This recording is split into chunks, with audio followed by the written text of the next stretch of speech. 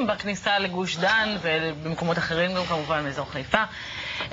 מסתבר שזה לא עולה לנו רק בעצבים, אלא גם בהפסד של שעות עבודה, שלא לדבר על שעות משפחה.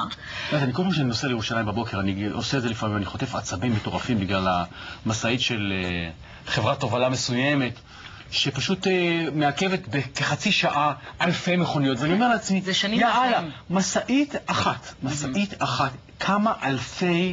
כמה מיליוני שקלים נזק, כמה שעות עבודה, כמה דלק, כמה בלאי, כמה רופאי עצבים אחר כך, תרופות מרשם. אז אני חושבת שעופר פטרסבורג יוכל לענות על השאלה הזאת. כמה? דבר איתנו במספרים. כמה זה עולה לנו?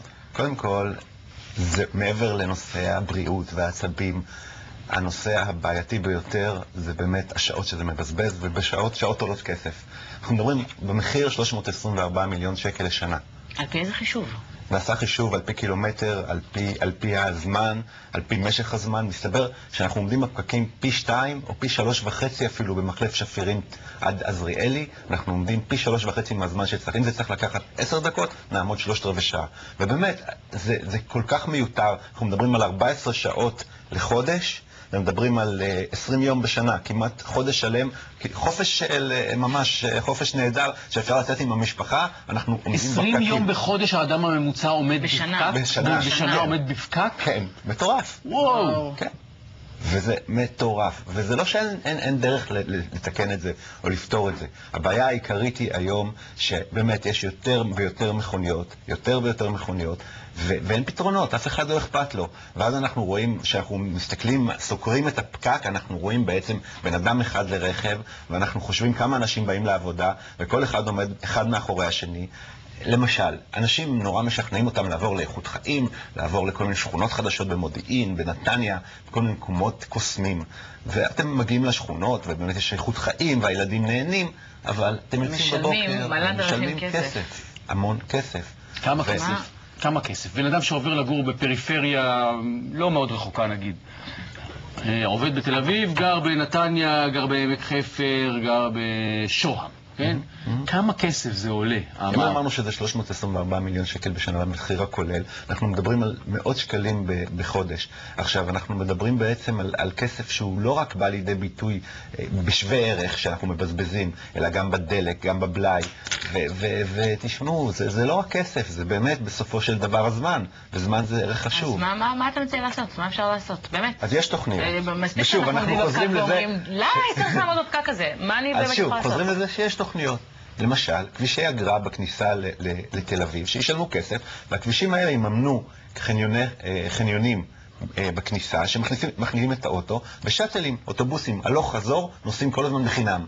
ואז אני נוסע עד הכניסה אל העיר, מחנה את הרכב שלי, עולה על אוטובוס, ובחינם מגיע, אבל לא מגיע אוטובוס כל חצי שעה, אלא ממש אוטובוסים שנוסעים במעגלים, כמו שצריך. ואין לי סיבה להיכנס לעיר. אז חשבו על כל מיני הצעות שהם, כמו למשל, לא להכניס רכבי סולר לתוך העיר. כל מיני דברים שהם באמת בעייתיים. אז אופניים זה באמת דבר נחמד, אבל שאת גרה רחוק, את לא תצאי מנתניה לעבודה בבוקר באופניים. באמת זה גביר כזה, אני גם לא אצא למכולת עם אופניים. אני לא אצא פשוט למכולת. כן. אז, אוקיי, אז איך... במי זה תלוי? לא, במי זה תלוי? למי צריך לשלוח מכתב? יש לנו שר תחבורה, ויש לנו ראש ממשלה, ויש לנו סדרי עדיפויות, ויש לנו ראשי רשויות, ויש לנו את הרשויות. ושוב אנחנו חוזרים לכל זה דיברנו על זה בעבר, כל הסיפור הזה הוא פשוט פועל ללא שום תאום.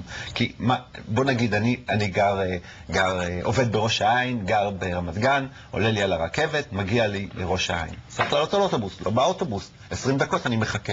אז אני לא עושה את זה, אז אני עולה על האוטו שלי ומבזבז את הזמן שלי, כי אני יודע שהפתרונות האחרים לא קיימים. ושוב אמרנו, זה לא המיליארדים להשקיע ברכבת לאילת או ברכבת לכרמיאל. זה פשוט לעשות את התיאומים הקטנים האלה שבין רכבת לבין אוטובוס, לבין בעצם איך אנחנו מגיעים למקום שלנו במהירות ובקלות. וזה קל, רק צריך לעשות משהו, אבל שום דבר לא קורה. אגב, גם אופניים. אופניים, אם אפשר לעלות אופניים לרכבת. מותר, אפשר לעלות אופניים לרכבת. מתקפלים.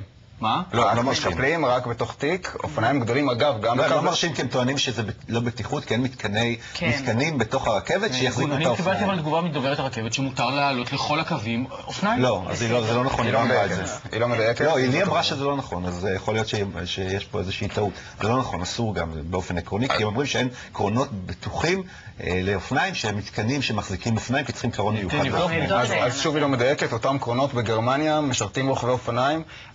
יש בעיות אחרות באמת, הרכבת בקווים מסוימים, בשעות מסוימות היא מאוד עמוסה, אבל גם בקו לירושלים, שהוא נטוש מהסיבות הנכונות, גם שם הם מתנגדים, כלומר יש התנגדות גורפת. אגב, זה דבר, אנחנו ואיראן, המדינות היחידות שמתנגדות באופן עקרוני לאופניים ורכבת. יופי, רק היית צריך להגיד את זה, וזה הספיק.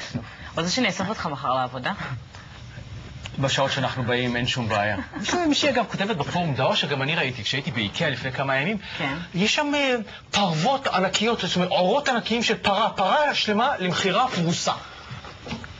איך? אמיתי? אמיתי. אמיתי? אמיתי. שאלתי את המוכר. אמיתי. תודה רבה לשתיכם שבאתם, תודה רבה. ולך שהערת את העניין הזה.